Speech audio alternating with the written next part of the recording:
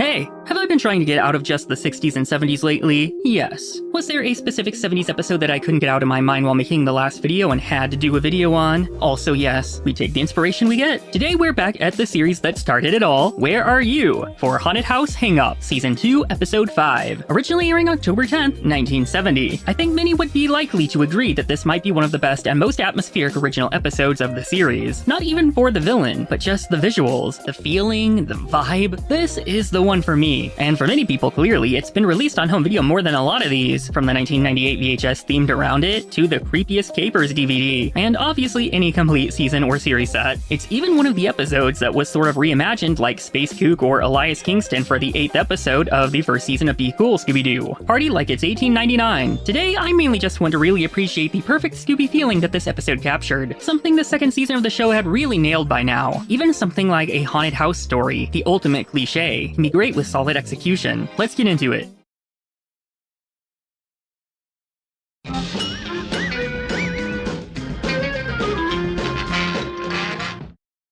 The perfect atmosphere kicks off immediately with this gorgeous shot of an old well, moving over to the Americana of this southern antebellum-esque Georgian mansion that is the true epitome of Scooby in this era. This keeps up with the transition to the rundown shutters exposing a light floating inside, and this absolutely beautifully painted shot of a hand holding the candle. The music swells perfectly as we get the reveal of the case, that the holder has no head. Perfect execution for a horror reveal suitable for a younger audience watching. We waste no time getting to the gang, on the way to a rock music festival where the two boys are playing. Daphne makes a reference to then-current bands Three Dog Night and Creedence Clearwater Revival by calling them One Dog Night and Creedence Shaggy. Three Dog Night makes sense especially, as one of the lead vocalists, Danny Hutton, got his start at Hanna-Barbera Records from 1965 to 66 actually. The more you know. They all applaud the boys on their warm-up, but Fred's a little lost out here, coming up on a road sign they hope will help. Hope it doesn't turn out to be an ad for shaving cream. They all get out to uncover it and see, but it's broken and pointing down, not to mention the paint being worn off. Daphne spots a potential problem as a creepy man with a lantern walks toward them. What's that? It's a guy with a lantern, silly. He explains his name is Asa Shanks, and they explain where they're headed and ended up lost. By the way, if you didn't know, his voice actor is Hal Smith, and in addition to being several iconic characters in the classic Scooby up to 1984, as well as tons of other Hanna-Barbera titles, not to mention his lengthy career in general, you might also know him for his Disney work, such as the original voice of Owl in the Winnie the Pooh franchise. Fred asks him if he can direct them to Interstate number 5, and he tells them to go straight up ahead to the fork in the road, the left fork being the long way, the right being the short. They all agree to take the right, but he recommends the long way, as the short way takes you past the haunted mansion and the Headless Specter. The boys are out, but the Team Skeptics don't buy it. Asa says no one has seen the Specter and lived to tell the tale though, and with that, he blows out his lantern and disappears into the darkness like a ghost. They follow the road up to the fort, stopping to contemplate which way they should go, but the vote ends up tied between the 4 non-drivers. Not sure why Fred couldn't throw his vote in by this point, but Shaggy decides to solve it with a baloney flip, one side having mustard to differentiate heads and tails. This was another thing I was weirdly obsessed with as a kid. Despite, as we know, hating mustard, he gives it the old flip, but Scooby eats it before they get an answer. Fred ends up deciding for them anyway after all, as they're too low on gas for the long way. We make it back to the exquisitely creepy old well and mansion, and the van is definitely overheating terribly even going this way. Scooby enjoying the new steam room. Fred tasks the boys with heading to the old well they passed to get some water for the van, and even just the hand-painted tree visuals here are gorgeous. Shaggy starts bringing up the bucket when they hear a creepy moan, accompanied by a very classic sheet ghost floating up to spook them off. They dive into some water themselves, and the ghost chases them back over to the van where they have to explain. The others don't believe it, and at the well, it seems all clear. The non-material embodiment or essence or organism that's seen as a specter, wraith, or apparition has been scientifically proven to be a sheer myth. In other words, there's no such thing as a ghost. Yeah, but does the ghost know that? They seem to be in trouble either way, as there's no bucket attached to the rope. Daphne then spots a light on in the haunted mansion, and Fred decides they need to go check if they can borrow some water from there. A knock on the door leads it to open up by itself, closing likewise. It seems someone has to be here as there's a lit candle, but to their horror, it floats as if carried by a ghost, chasing them into another perfectly spooky room. Shaggy discovers a painting of someone named Jefferson Stillwell, supposing he's the prior owner, who appears to be pointing. When Scooby looks again, the head has disappeared, turning into the Headless Specter. When they have the others look, it's supernatural naturally return to normal. Weirder, they start to hear knocking sounds above them, so they decide to look around the place, the boys wandering back to the painting. But sure enough, they hear a ghastly chuckle and the head vanishes once more, followed by more knocking that they follow. But watching is the Spectre himself, using secret tunnels and doors throughout to navigate around, planning something with this box. As they walk around, Velma's head starts to come loose from her body here, so I guess there's more than one Headless Specter. As they get close to a door, they find the knocking to be coming from behind it, so they open it up and find the only notable thing to be that box. Approaching it, Shaggy screws with Scooby to get him to volunteer to open it, but inside is a terrible fright, the head of Stillwell himself, sending Scoob into a justified faint. Upon closer inspection though, it's a fake dummy head, meaning someone is trying to scare them. Scooby finds a clue in some footprints though, so they follow them until the footprints diverge into different directions somehow. Fred and Daphne take the ones to the right, sending Velma with the boys with instructions to signal. We'll be right back. The ghosts, the witches, and the mysteries are back.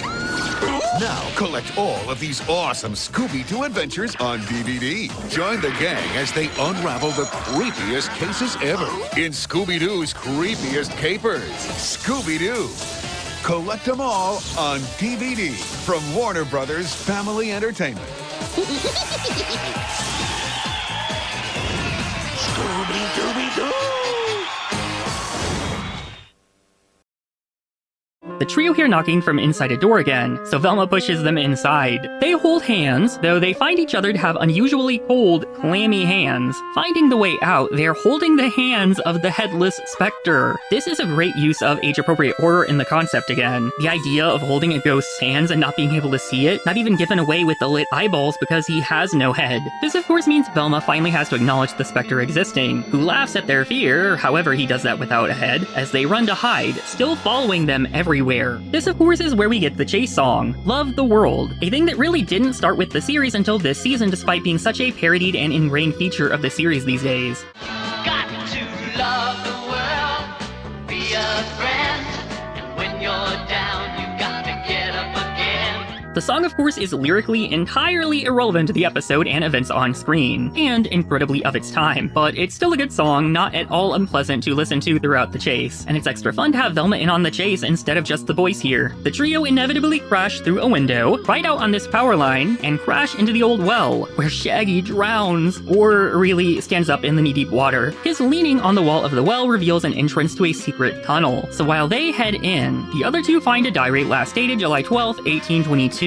But all it seems to say is marching men in single file hide the secret. Stillwell shows the way. They hear the knocking again, but on the way out, Fred's feet catch on the rug and reveal a trap door. So they head down, danger-prone Daphne taking the hard way into the fruit cellar. They hear footsteps, so they get some jars prepared for attack, almost bashing the trio into pieces until they realize. The very hungry Shaggy takes the jars for a snack, feeding the contents to himself and Scoob, but as they chew, they realize they're eating rubber balloons in this can. More interestingly, Velma finds a tank with helium gas inside. They blow up a balloon, toss on a sheet, and it floats up just like the ghost they saw before, so that solves that. Fred has Velma take a jab at the diary entry. Reading marching men in single file could a column, but if it's a column to look for, there's too many of those here. Fred then connects the Stillwell shows the way line with the portrait of him pointing, so it must be the one he's directing them toward out the window. Except, there's nothing there beyond a decaying greenhouse. The boys are sent to check to be safe, finding this hungry plant that enjoys these weird square Scooby snacks, but once more, Scoob jumping into the arms of the Spectre. They run back to the cellar for some reason, and hearing him coming, they blow balloons to escape with, floating up out of the well. But the Spectre got the same idea, joining them in the air, so they call to the others below, Fred realizing the Spectre does exist. The Spectre dangerously kicks them, knocking Scoob into a weather vane that pops his balloon, consequently sending him back into the other two. After zooming around, they crash into the chicken coop, the boys popping out along with the Spectre, who reveals he does actually have a head. He explains he's Penrod Stillwell, great-great-great-grandson of Jefferson Stillwell, coming up with the Spectre legend to scare people off, rigging the candle and headless picture as part of the fright. There's a hidden treasure inside that legally belongs to him now, and he was afraid someone would find it first and steal it. They tell him they don't want it and would even help him find it though. When they hear those knocks again, meaning it's not him, something he had thought they were doing. That means a trip to the attic. we have to. I get dizzy in high places. Fred takes Shag up, leaving the others to carry out the rest of his plan below. Sure enough, they find someone covered with a sheet chopping away up here, so Fred whistles for their attention and they run over to chase. He spotted us! Yeah, no shit, you literally just whistled at them. The girls are ready, holding a rope at the door to trip the supposed spook, sending him flying into a column that collapses down on them. They remove the sheet on the Phantom, revealing Asa Shanks, of course, the neighbor trying to find the treasure. Speaking of, inside the column, Scoob finds the bag containing it and brings it over to Mr. Stillwell, exactly how it was described, and none for Asa. Asking to repay them, Shag just wants pizza parlor directions. On their way again with their pizza, they question the money really being in a column despite the picture pointing to the greenhouse. They realize someone moved the picture at some point, which originally would have pointed at the column, so everything really is all wrapped up, leaving them ready for the Rock Music Festival at last.